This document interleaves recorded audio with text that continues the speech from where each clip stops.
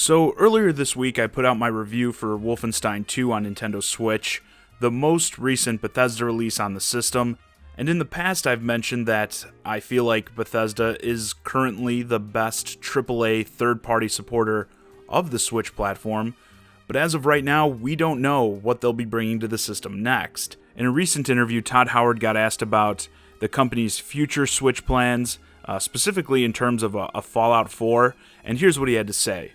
Well, there's definitely interest. It's not something that we are exploring right now. We think the Switch is a great platform. It was the first time we really worked closely with Nintendo on Skyrim, and a really great experience, and we'll certainly be doing more things there in the future, but right now, it's not a mainline Fallout 4. So Fallout 4 is clearly off the table for now, but there's certainly no shortage of other games they could bring over that I think would be cool to get on the Switch, and that's what I'd like to talk about today.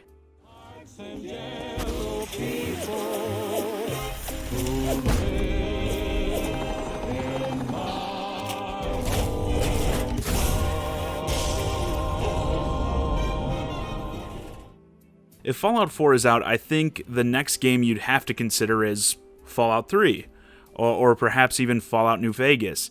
Before E3, there were a couple of rumors suggesting we may see some sort of Fallout 3 remaster or anniversary edition type deal. Personally, I enjoyed both of these games more than Fallout 4 anyway.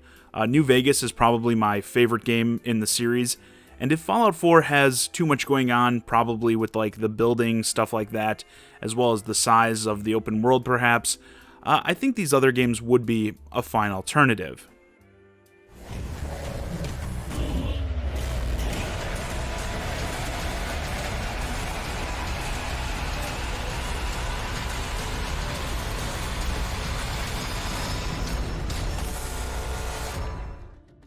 In my Wolfenstein 2 review, I mentioned that playing the first game would probably help you appreciate the story more, seeing as how this one picks up right after the first and involves much of the same cast and that, which I didn't do. And after playing through Wolfenstein 2, I'd like to go through the other ones. I'd actually consider doing a 2-pack here. There was that, I think it was like standalone DLC essentially for the game, The Old Blood. I don't think you could put Wolfenstein 1 for $60 on a rack after we just got Wolfenstein 2, but bundling perhaps Wolfenstein The New Order with The Old Blood, and I think you could probably get people to buy that.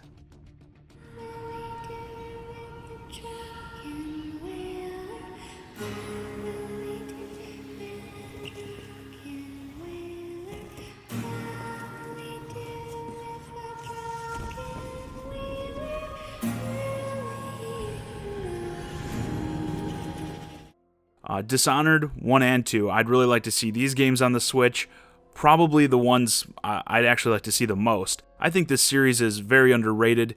If you're not familiar, they're essentially first-person action RPGs that take place in this dystopian setting. You get put in these sort of open-world environments, get quests to complete, sort of like assassination type stuff, stealing things, etc. But there are a multitude of ways to go about completing these quests. Do you want to sneak around? Do you want to go in guns blazing? Use magical force powers? I mean, what? And this all has to do with how you build your character. There are a ton of different skills and abilities you can acquire, and how you build your character can actually totally change the way you play. I think this is a series that could use more exposure to a bigger audience, and I think it would fit with the Switch crowd. I'm just staring into the black between the stars. There's something there. I know there is. I can't see it, but it sees me. It sees everything. And speaking of games that could benefit from more exposure, the new Prey. It seemed like that game really had some difficulties. I think after the legendary Prey 2 teaser from years ago, basically doing anything with this franchise that wasn't that was going to be a tough sell. But I've heard good things about it. They just announced at E3 they're adding, maybe it's already in there, some sort of randomly generated mode, essentially offering infinite play by putting random spawns and that in it. I always love that sort of bonus stuff. And yeah, another game I think could really benefit from being offered up to more people, and perhaps that could give it some new life.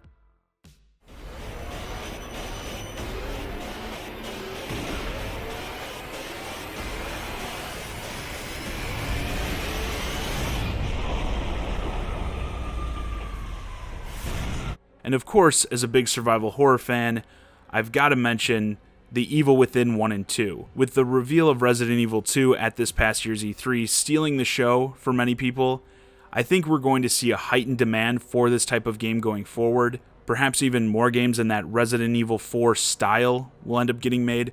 But I think the Evil Within series stacks up nicely in this genre. I really enjoy them. Truly bizarre narratives with some amazing enemy designs. Plays very much, like I said, in that Resident Evil 4 style, third person over the shoulder, upgrading weapons, your character in that. And if you love survival horror, I think these games are a must play. And this is a genre, I think, that could use some more love on the Switch. We don't really have many games that fit in that survival horror realm. Speaking of, granted it is a bit off topic, I think Capcom really should get on porting over those older Resident Evils, certainly the ones that have had HD remasters already, the 1 remake, Code Veronica 4. I'd buy up all these games on the Switch. But yeah, The Evil Within could definitely scratch that itch for some people.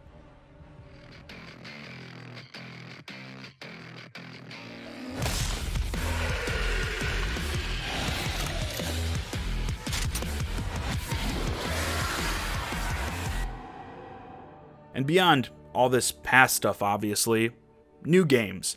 They announced the sequel to Doom, Doom Eternal, at E3. I think that could potentially make its way onto the Switch. A lot of the more off-in-the-distance stuff, Elder Scrolls 6, Starfield. As of now, I don't see those types of games making their way onto the Switch. However, they're so far off, several years at least, that it's very likely we'll see a Switch hardware revision within that time, perhaps even a full-on Switch 2 or something by the time something like Elder Scrolls 6 releases. And at that point, who knows? It could be possible. Anyway, with that, this video is a wrap. Just after recently completing Wolfenstein 2, I kind of had this on my mind, what games could Bethesda be bringing over next? And obviously these are the ones that I would consider. Let me know which Bethesda games you'd like to see make their way on a Nintendo Switch in the comments. As always, I'm John Zakari, and thanks for watching.